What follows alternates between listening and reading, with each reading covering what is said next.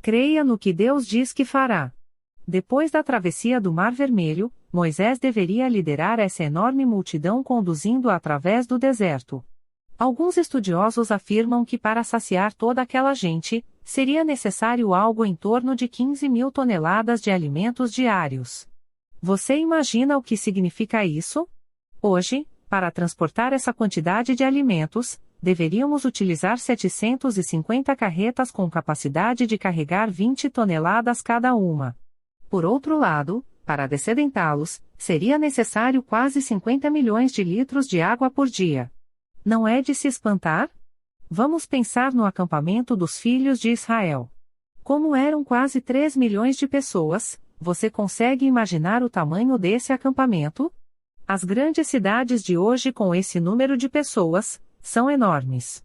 Para se dirigir de um bairro para o centro ou para outro bairro em direção oposta, temos as facilidades de metrô, de ônibus ou de carro, e, mesmo a despeito do trânsito, gastamos um bom tempo nessa viagem.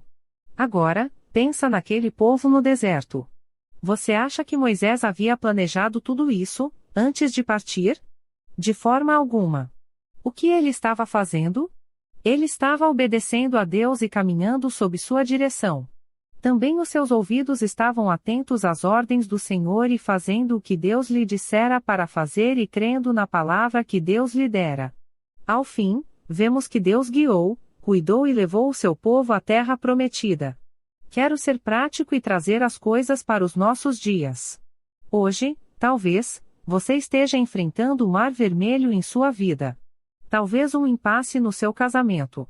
Talvez uma onda financeira gigante veio sobre a sua cabeça procurando afundá-lo. Talvez o Mar Vermelho se ponha entre você, um parente ou um amigo. Você não planejou nada disso, mas está num beco sem saída. O que fazer quando se está nesta situação? A primeira coisa que devemos fazer é levar esse problema ao Senhor e clamar por sua ajuda. Certamente Ele irá resolver o problema de uma maneira que você nem sequer chegou a imaginar. Recorde que o Êxodo, no Antigo Testamento, é uma figura do que Jesus fez por nós. Nós enfrentamos um Mar Vermelho chamado pecado e atrás de nós havia um inimigo chamado morte. Pense nessa figura de linguagem. Jesus se sacrificou por nós e, com esse feito, Ele estendeu a cruz sobre o mar do pecado, separando-o. No domingo da vitória, isto é, da ressurreição, Ele saiu do túmulo e matou a morte para poder levar-nos à terra prometida, onde viveremos com Ele para todo sempre. A história do Êxodo revela a glória e a graça de Deus para todos aqueles que receberam a Cristo. Reflita sobre o que você leu e que Deus abençoe imensamente a sua vida. Então o Senhor Deus disse a Moisés: estenda a mão sobre o mar, para que as águas voltem e cubram os egípcios, os seus carros de guerra e os seus cavaleiros. Moisés estendeu a mão sobre o mar, e quando amanheceu, o mar voltou ao normal. Os egípcios tentaram escapar das águas, porém o Senhor os jogou dentro do mar.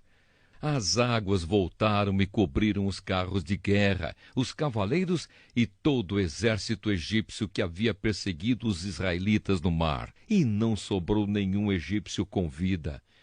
Mas os israelitas atravessaram o mar em terra seca, com muralhas de água nos dois lados.